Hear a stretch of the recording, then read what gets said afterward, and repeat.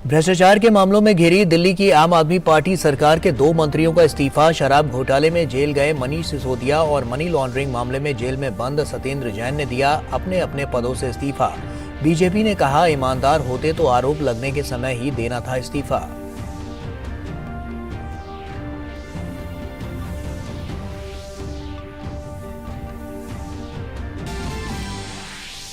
शराब घोटाले में गिरफ्तार मनीष सिसोदिया को सुप्रीम कोर्ट से बड़ा झटका।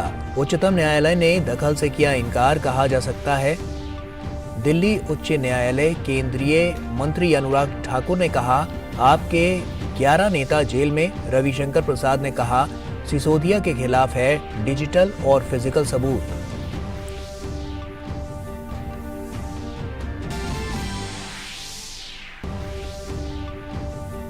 प्रयागराज के उमेश पाल मर्डर केस को लेकर घिरे समाजवादी पार्टी प्रमुख अखिलेश यादव। हत्याकांड के आरोपी सदाकत खान के साथ फोटो वायरल होने पर बीजेपी ने बोला जोरदार हमला। कहा, अपराधी और माफियाओं का हमेशा ही साथ देती है समाजवादी पार्टी। पीएम मोदी ने प्रौद्योगिकी का उपयोग करके जीवन आसान बनाना विषय पर वेबिनार को किया संबोधित। कहा, सरकार के हर बजट में तकनीक की मदद से देशवासियों की ईज ऑफ लिविंग बढ़ाने पर रहा जोर। निश्चित किया जा रहा है कि डिजिटल क्रांति का फायदा समाज के हर वर्ग तक पहुंचे।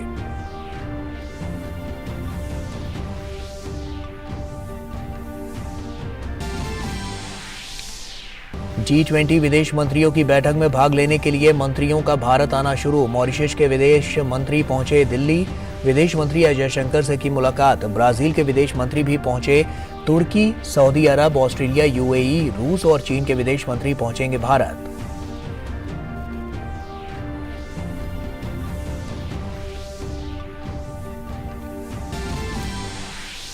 दुनिया के सबसे लंबे रिवर क्रूज एमवी गंगा विलास ने डिब्रूगढ़ में यात्रा का किया समापन। केंद्रीय मंत्री सर्बानंद सोनोवाल ने पर्यटकों की अगवानी की। कहा, दुनिया की सबसे लंबी क्रूज यात्रा ने खोले हैं संभावनाओं के द्वार।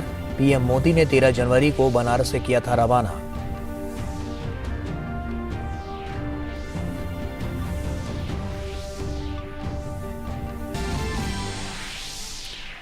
आतंकवाद पर फिर गिरा पाकिस्तान। अमेरिका के ब्यूरो ऑफ काउंटर टेररिज्म की कंट्री रिपोर्ट ऑन टेररिज्म के मुताबिक आतंकवादियों के खात्मे के लिए पाकिस्तानी प्रयासों की रफ्तार बेहद धीमी।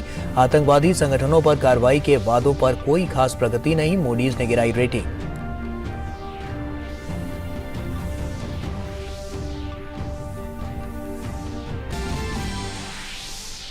अमेरिका ने भारत को बताया वैश्विक रणनीति में अहम साझेदार। अमेरिकी विदेश विभाग के प्रवक्ता नेड प्राइस ने कहा, भारत के साथ अमेरिका के व्यापक और गहरे संबंध। आतंकवाद के मसले पर भी अमेरिकी रिपोर्ट में भारत के प्रयासों की जोरदार सराहना।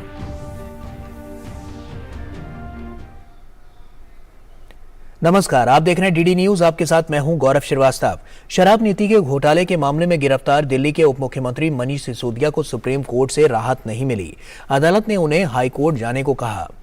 इस घटनाक्रम के बाद मनीष सिसोदिया ने दिल्ली कैबिनेट से इस्तीफा दे दिया है, तो साथ ही करीब 9 महीने बाद सत्येंद्र जैन ने भी कैबिनेट से इस्तीफा दे दिया। इस पूरे घटनाक्रम के बाद भाजपा ने आम आदमी पार्टी और अरविंद केजरीवाल पर निशाना साधा है।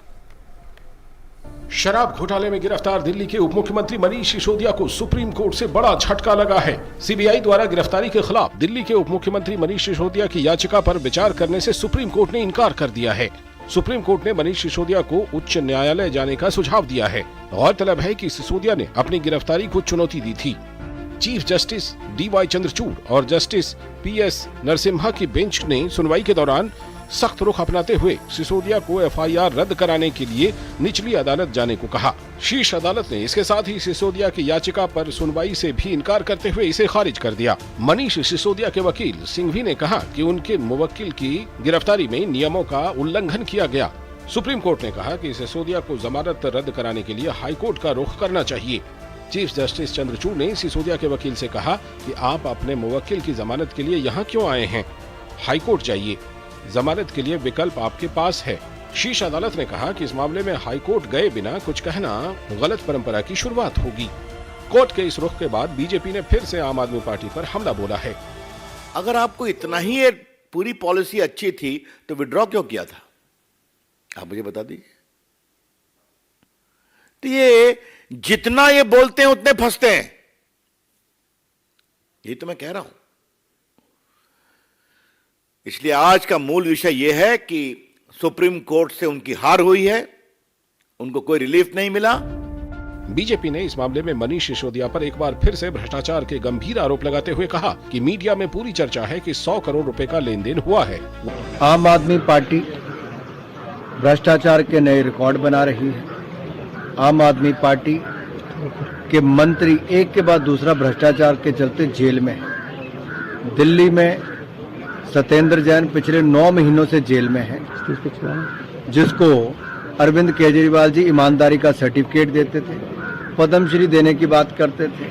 अब इनके दूसरे शराब मंत्री जेल में है, सीबीआई की गिरफ्त में है और इनको पद्मश्री देने की बात करते थे। यानी कि अरविंद केजरीवाल जी के मापदंड देखिए। कमीशन को 2% से उठा के कितना कर दिया, 12%। तो दोनों फायदा। तो इससे अच्छी बात और क्या होगी। और 100 करोड़ रुपए मिले, ये तो पूरे मीडिया में चर्चा है। हम क्या बोल रहे हैं, एक नेता अपने 16 फोन बदलता है, ये तो कमाल है साहब। तो ये फोन क्यों बदले जा रहे थे, ये रिकॉर्ड्स क्यों डिलीट किए जा रहे थे। आप तो बिल्कुल पारदर्शिता की प्रतिमूर्ति हैं, यही दावा आप करते हैं। वहीं कांग्रेस ने भी साफ कहा है कि सिसोदिया ने थोक शराब पर जो 6% का कमीशन होता था उसे 12% कर दिया ताकि भ्रष्टाचार हो सके। ये भ्रष्टाचार नहीं तो क्या है। जो भी लोग मनीष सिसोदिया से जरा सी भी हमदर्दी रख रहे हैं, उन सभी लोगों से मैं कहना चाहता हूं कि वो इस बात को समझ लें कि ये सीधे के सीधे ओपन एंड शट भ्रष्टाचार का मामला है और ये बहुत बड़ा दिल्ली के अंदर शराब का, लिकर का स्कैम हुआ है। इसको उस तरीके से देखना चाहिए। हम लोगों को ये बताना चाहते हैं, केजरीवाल और आम आदमी पार्टी ये कह रहे हैं कि इनके साथ में बहुत बेइंसाफी हो रही है। क्या बेइंसाफी हो रही है इनके साथ में? इन्होंने खुद ने 4 सितंबर 2020 को मनीष सिसोदिया ने, इनकी सरकार ने एक कमेटी बनाई कि कमेटी बताए कि एक्साइज पॉलिसी में क्या चेंज होने चाहिए। कमेटी ने जो रिपोर्ट दी ठीक उसका उल्टा कर दिया कि ताकि भ्रष्टाचार हो सके। इस बीच जेल जाने के बाद दिल्ली के उप मुख्यमंत्री मनीष सिसोदिया ने दिल्ली कैबिनेट से इस्तीफा दे दिया है। साथ ही लंबे समय से जेल में कैद एक और मंत्री सत्येंद्र जैन ने भी अपना इस्तीफा दे दिया है। मुख्यमंत्री अरविंद केजरीवाल ने दोनों का इस्तीफा स्वीकार भी कर लिया है। बीजेपी लगातार इस मामले में दोनों का इस्तीफा मांग रही थी।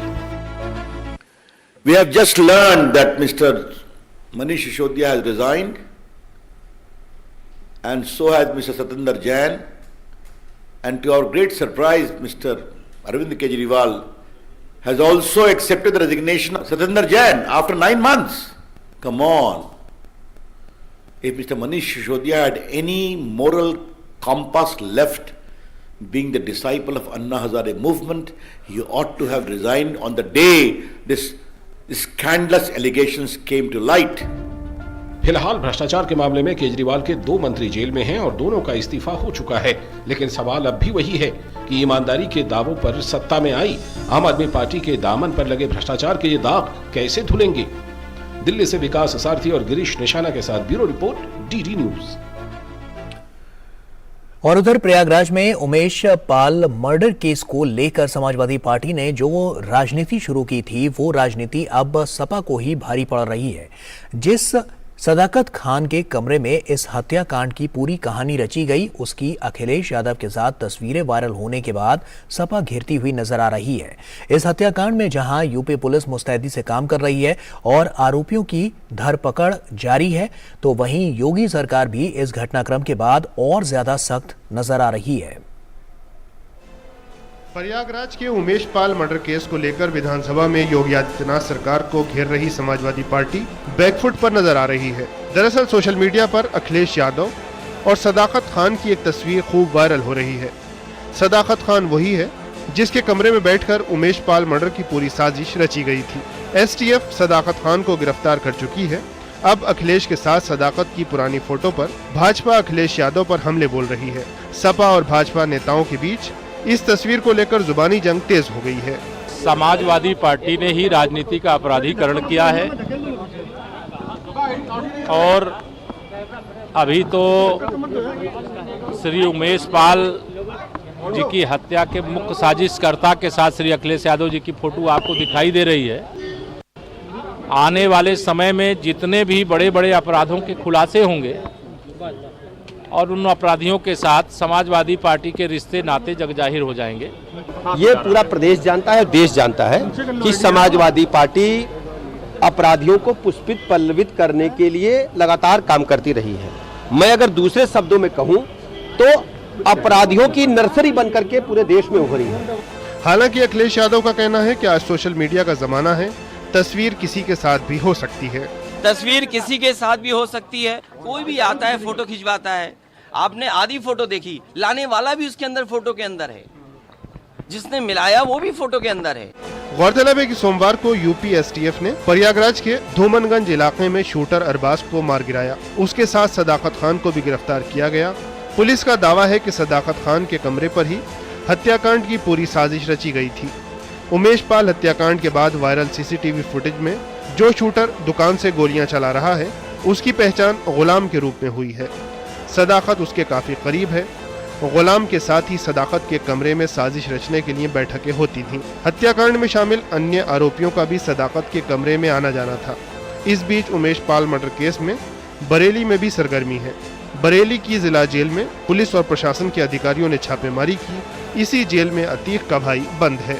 हम लोग सारी बैरक पे चेक कराते हैं कि आपत्तिजनक सामान न हो किसी के पास, ये जानने के लिए और ये देखने के लिए कि जेल मैनुअल के अनुसार जेल का संचालन हो रहा है, किसी कैदी की विशेष कोई समस्या तो नहीं है जिसको जेल प्रशासन इग्नोर कर रहा हो। तो ये शासन के निर्देश है और हम लोग प्रतिमाह करते हैं उसके रूटीन में। सारी बैरकें की गई थी, अशरफ की बैरक की गई थी। 24 फरवरी को प्रयागराज में बहुजन समाज पार्टी के विधायक राजू पाल हत्याकांड के चश्मदीद गवाह उमेश पाल का सनसनीखेज मर्डर हुआ था। मर्डर के तीसरे ही दिन हत्या के आरोपी 50,000 रुपए के इनामी अरबाज को पुलिस ने एनकाउंटर में मार गिराया। आरोप है कि उमेश पाल का जब मर्डर हुआ तब अरबाज गाड़ी चला रहा था। Bureau report, DD news. और देश में कैसे तकनीक के द्वारा लोगों की जिंदगी आसान बन रही है और भ्रष्टाचार पर लगाम लगी है, इस विषय पर प्रधानमंत्री मोदी ने एक वेबिनार को संबोधित किया। बजट के बड़े प्रावधानों को लेकर प्रधानमंत्री लोगों से संवाद कर रहे हैं और आज इसकी 5वीं कड़ी के तहत प्रधानमंत्री मोदी ने टेक्नोलॉजी के इस्तेमाल से ईज ऑफ लिविंग पर विस्तार से खाका खींचा। केंद्रीय बजट 2023 में घोषित तमाम पहलों और योजनाओं को तेजी और बेहतर तरीके से लागू करने के लिए सुझाव और विचार आमंत्रित करने हेतु पीएम मोदी लगातार वेबिनार कर रहे हैं। इस क्रम में मंगलवार को 5वें वेबिनार में पीएम मोदी ने प्रौद्योगिकी का उपयोग करके जीवन आसान बनाना पर इससे जुड़े लोगों के साथ विचार विमर्श किया। पीएम ने कहा कि 21वीं सदी का बदलता हुआ भारत अपने नागरिकों को तकनीक की ताकत से लगातार सशक्त कर रहा है। प्रधानमंत्री ने कहा कि बीते सालों में सरकार के हर बजट तकनीक की मदद से देशवासियों की ईज ऑफ लिविंग बढ़ाने पर जोर दिया गया है। इस बार के बजट में भी तकनीक के साथ ही मानवीय पहलू को भी प्राथमिकता देने का प्रयास हुआ है। सरकारों के समय इस वर्ग ने हमेशा अभाव ही महसूस किया। अभाव में जिंदगी जूझने में ही निकल जाती थी। समाज में ऐसे लोगों का भी वर्ग था, ये दूसरे प्रकार का था, जो स्वयं के सामर्थ्य से आगे बढ़ना चाहता था। लेकिन पहले की सरकारों के समय ये वर्ग भी हमेशा दबाव, सरकारी दखल, भांति भांति की रुकावटें डगर डगर पर महसूस करता रहा। हमारी सरकार के बीते कुछ वर्षों के प्रयासों से अब यह स्थिति बदलने लगी है। आज सरकार की नीतियां और निर्णयों का सकारात्मक प्रभाव हर उस जगह देखने को लगा है जिसकी सबसे ज्यादा जरूरत है। प्रधानमंत्री ने बताया कि कैसे सरकार के प्रयासों से गरीब और वंचित के जीवन को आसान बनाया जा रहा है और उनकी ईज ऑफ लिविंग बढ़ रही है। साथ ही लोगों के जीवन में सरकार का दखल और दबाव भी कम हो गया है। इसमें तकनीक की अहम भूमिका है। टेक्नोलॉजी, जन धन अकाउंट, आधार और मोबाइल, इन तीनों के कारण करोड़ों गरीबों के बैंक खातों में सीधे पैसा भेजना संभव हुआ।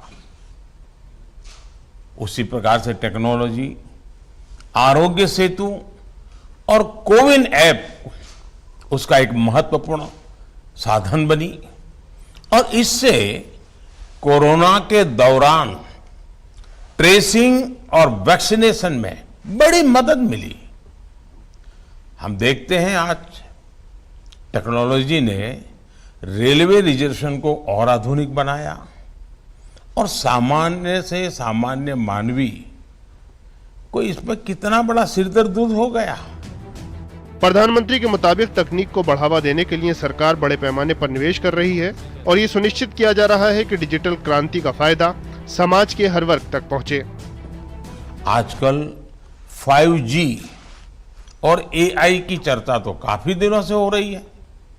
ये भी कहा जा रहा है कि इंडस्ट्री, मेडिसिन, एजुकेशन, एग्रीकल्चर और तमाम सेक्टर में बड़े बदलाव आने वाले हैं, लेकिन अब हमें अपने लिए कुछ विशेष लक्ष्य तय करने होंगे। वो कौन से तरीके हैं जिससे इस टेक्नोलॉजी का उपयोग सामान्य मानवी की बेहतरी के लिए किया जा सकता है। प्रधानमंत्री ने लघु उद्योगों को भी तकनीक की मदद से राहत पहुंचाने पर जोर दिया और कहा कि जीवन में तकनीक का प्रभाव बहुत बढ़ने वाला है। पीएम ने कहा कि देश में प्रतिभाशाली युवा हैं, कौशल युक्त मानव श्रम है और भारत के गांव के लोगों में तकनीक के उपयोग की क्षमता बहुत बढ़ी है। हमें इसका फायदा उठाने के लिए प्रयास करने होंगे। पीएम ने भरोसा जताया कि सभी स्टेक होल्डर्स के सहयोग से ईज ऑफ लिविंग को और ज्यादा बढ़ावा मिलेगा। Bureau report, DD news. और दिल्ली के सफदरजंग रेलवे स्टेशन से गुजरात द्वारिका तक गरवी गुजरात यात्रा का शुभारंभ केंद्रीय रेल मंत्री अश्विनी वैष्णव ने किया। इस मौके पर केंद्रीय मंत्री पुरुषोत्तम रूपाला, केंद्रीय राज्य मंत्री देबू सिंह चौहान और केंद्रीय राज्य मंत्री दर्शना विक्रम जरदोश वर्चुअल माध्यम से मौजूद रहे। ट्रेन को हरी झंडी दिखाकर रवाना किया गया। ये रेल दिल्ली के सफदरजंग रेलवे स्टेशन से चलकर गुजरात के वडोदरा, सोमनाथ, द्वारिका, अहमदाबाद, मोधेरा और पाटन जाएगी। केंद्रीय रेल मंत्री अश्विनी वैष्णव ने कहा कि ये प्रधानमंत्री नरेंद्र मोदी का ड्रीम प्रोजेक्ट है। भारत में एक से बढ़कर एक गौरवमयी सांस्कृतिक विरासत है। केंद्रीय मंत्री पुरुषोत्तम रूपाला ने कहा कि भारत को एक करने का काम सरदार पटेल ने किया था, तो भारत को श्रेष्ठ बनाने का काम प्रधानमंत्री नरेंद्र मोदी ने किया है। ये माननीय प्रधानमंत्री श्री नरेंद्र मोदी जी का एक ड्रीम प्रोजेक्ट है। प्रधानमंत्री जी का हमेशा ये कहना होता है कि दुनिया में जहां पर कुछ भी नहीं होता वहां पर भी लोग अपने देश में छोटी से छोटी चीज को इतना बड़ा वर्णन करते हैं और इतना उसको बड़ा बना देते हैं। और हिंदुस्तान में तो एक से बढ़कर एक गौरवमयी सांस्कृतिक विरासतें हैं। उन विरासतों को देखने का, उनके अनुभव का, उसके एक्सपीरियंस का रेलवे से बढ़कर कोई साधन हो ही नहीं सकता। इसीलिए प्रधानमंत्री जी ने भारत गौरव यात्रा की कल्पना की थी और आज बहुत खुशी की बात है, अब तक कुल 16 टूरिज्म सर्किट इस भारत गौरव सीरीज में हो चुके हैं और ये आज 17वां सर्किट गरवी गुजरात का सर्किट है। गुजरात में यात्रा करने का और इस गरवी गुजरात यात्रा का जो आपने कल्पना किया है, मुझे बताते हुए बड़ा गर्व हो रहा है कि हमारे देश को एक बनाने का स्वप्न और कार्य दोनों हमारे नेता सरदार वल्लभ भाई पटेल जी ने किया था। उन्होंने जिस देश को एक बनाया, हमारे प्रधानमंत्री नरेंद्र मोदी जी ने स्लोगन दिया है एक भारत श्रेष्ठ भारत बनाने का। जो एक भारत बना के सरदार साहब गए थे, उनको श्रेष्ठ भारत में तब्दील करने का कार्य मोदी जी के नेतृत्व में जो चल रहा है, उसी में एक और मोड़ पिच लगाने का काम रेलवे विभाग ने किया है। इसके लिए मैं इनको धन्यवाद देता हूं। महिलाओं के योगदान को सम्मान देने और उनकी चुनौतियों पर चर्चा के लिए W20 की बैठक महाराष्ट्र के छत्रपति संभाजी नगर में हुई। वुमेन 20 इंसेप्शन मीट के दूसरे दिन भी विभिन्न मुद्दों पर गहन चर्चा हुई। इस दौरान कई असाधारण महिलाओं ने अपनी असाधारण कहानियों को साझा किया। महाराष्ट्र के छत्रपति संभाजी नगर में वुमेन 20 की 2 दिवसीय बैठक संपन्न हो गई है। W20 प्रतिनिधियों ने आज छत्रपति संभाजी नगर शहर का हेरिटेज टूर किया। इस शहर को गेट्स के शहर के रूप में भी जाना जाता है और प्रतिनिधि दिल्ली गेट, रंगीन गेट, बारापुला गेट आदि से होकर गुजरे। प्रतिनिधियों ने सिटी हेरिटेज टूर तहत कई गुफाओं और बीवी के मकबरे को भी देखा। छत्रपति संभाजी नगर में W20 की पहली बैठक समाप्त हुई। हम यहाँ पर एलोरा में हैं क्योंकि जब हम छत्रपति संभाजी नगर में होते हैं तो एलोरा जाना तो बनता है। और ये आप देखें कैलाश मंदिर है यहाँ पर। ये एक सिर्फ ये पत्थर था, उसे काव करके बनाया गया है और डेलीगेट्स W20 के डेलीगेट्स को यहाँ पर विजिट के लिए लाया गया है और उन्हें कहानियां बताई जाती है किस तरीके से ये स्कल्पचर बनाया गया और किस तरीके से ये स्कल्पचर जो है इतने वर्षों से, इतने 100 सालों से यहाँ पर मजबूत खड़ा हुआ है। इसके साथ ही सुबह में दूसरे दिन पर जो डेलीगेट्स थे वो औरंगाबाद केव्स भी गए थे। साथ ही उन्होंने क्योंकि हम जानते हैं इस शहर को गेट्स किस का शहर कहा जाता है, तो कई सारे उन्होंने गेट्स भी देखे और इसके अलावा बीबी का मकबरा भी उन्होंने देखा। ओवरऑल हम कह सकते हैं कि ये जो मीट थी, ये जो पहली स्थापना बैठक थी, वो काफी फ्रूटफुल रही क्योंकि यहाँ से जो रिकमेंडेशंस आगे जाएंगे, आगे आने वाले मीटिंग्स में जाएंगे, वो W20 की ऑफिशियल कम्युनिके में जगह बनाएगा और वो जाएंगे G20 के लीडर्स डिक्लेरेशन में। कैमरा पर्सन शिशिर दीक्षित के साथ श्यामा मिश्रा, DD न्यूज, छत्रपति संभाजी नगर, महाराष्ट्र। भारतीय वायुसेना के 8 विमान 26 फरवरी को रॉयल सऊदी वायुसेना के अड्डे पर उतरे। ये पहली बार है जब भारतीय वायुसेना के विमानों ने यहां लैंडिंग की है। इसे दोनों देशों के बीच रक्षा संबंधों में एक नए अध्याय की शुरुआत के तौर पर भी देखा जा रहा है। भारतीय दल के आगमन पर रॉयल सऊदी वायुसेना के वरिष्ठ अधिकारियों, भारतीय राजदूत डॉक्टर सुहेल एजाज खान, रक्षा अताशे कर्नल GS ग्रेवाल के साथ साथ भारतीय दूतावास के अधिकारियों ने उनका स्वागत किया। 27 फरवरी को ब्रिटेन में आगामी कोबरा वॉरियर 23 अभ्यास में भाग लेने के लिए ये दल रवाना हो गया है। ये दल वहां जाते हुए एक रात के लिए सऊदी अरब में रुका था। विश्व का सबसे लंबे रिवर क्रूज MV गंगा विलास ने आज अपनी यात्रा पूरी कर ली है। गंगा विलास की यात्रा उत्तर प्रदेश के वाराणसी से शुरू हुई थी, जो आज असम के डिब्रूगढ़ पहुंची। प्रधानमंत्री नरेंद्र मोदी ने 13 जनवरी को वाराणसी से क्रूज को हरी झंडी दिखाकर रवाना किया था। गंगा विलास ने 27 नदी इकाइयों में 3200 किलोमीटर की दूरी तय की।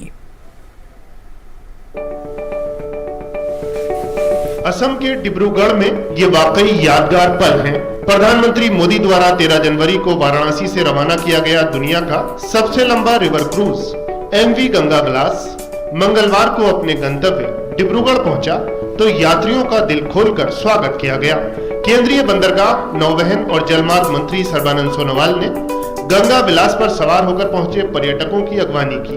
डिब्रूगढ़ में हुए रंगारंग स्वागत समारोह में गंगा विलास के इतिहास रच देने की खुशी गूंजती रही। अगले दिनों में हमारी जलमार्ग के जरिए व्यापार और हमारी अलग अलग संप्रदाय के बीच में हमारी रिश्ता, दोस्ती, सद्भावना और हमारी जलमार्ग में बचे हुए संपदा शक्ति संभावना को उजागर करने में ये बहुत बड़े कदम उठाएंगे, बहुत बड़े ये भूमिका निभाएंगे। वाराणसी से शुरू होकर आज डिब्रूगढ़ पहुंचा है और मैं डिब्रूगढ़ के सांसद हूं। मैं गौरव अनुभव कर रहा हूं। करीब 50 दिन लगा और इसमें हमारे स्विट्जरलैंड के टूरिस्ट थे, उसके अलावा और कुछ बाहर के भी टूरिस्ट थे और आज कुशल मंगल हमारे डिब्रूगढ़ पहुंचे हैं। MV गंगा विलास की इस यात्रा का हिस्सा रहे यात्रियों ने अपने अनुभव को साझा किया। उनके शब्दों में सफर की यादों का खजाना चमक रहा था।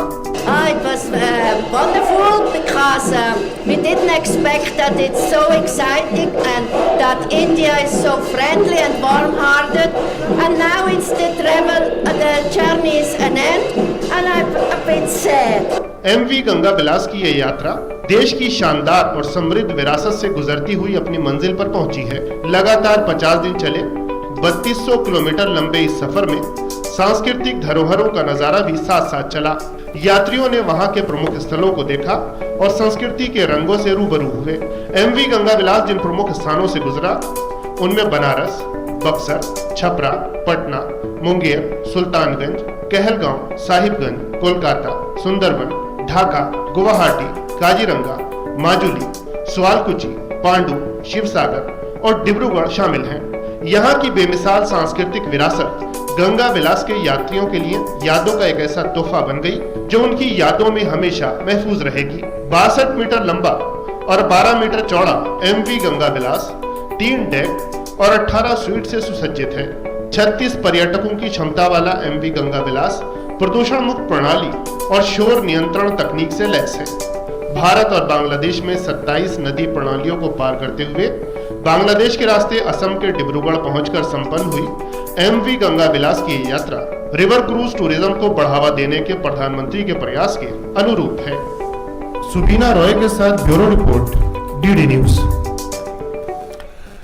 और प्रधानमंत्री मोदी द्वारा 13 जनवरी को वाराणसी से रवाना किया गया दुनिया का सबसे लंबे रिवर क्रूज MV गंगा विलास ने मंगलवार को अपने गंतव्य डिब्रूगढ़ वो पहुंचा तो यात्रियों का दिल खोलकर वहां पर स्वागत किया गया। ऐसे में आपको अब बता दें कि जिसकी तस्वीरें लगातार हम आपके साथ साझा कर रहे थे। आगे बढ़ते हैं। आतंकवाद के मुद्दों पर पाकिस्तान लगातार बेनकाब होता जा रहा है। अमेरिका के ब्यूरो ऑफ काउंटर टेररिज्म की रिपोर्ट से एक बार फिर से खुलासा हुआ है कि कैसे पाकिस्तान आतंकवाद पर कार्रवाई के नाम पर दुनिया की आंखों में धूल झोंक रहा है।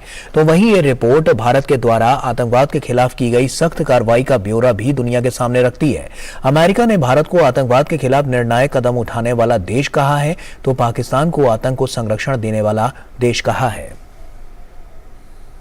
पाकिस्तान पर लगातार आतंक के वित्त पोषण और आतंकवादियों को संरक्षण देने के आरोप लगते रहे हैं।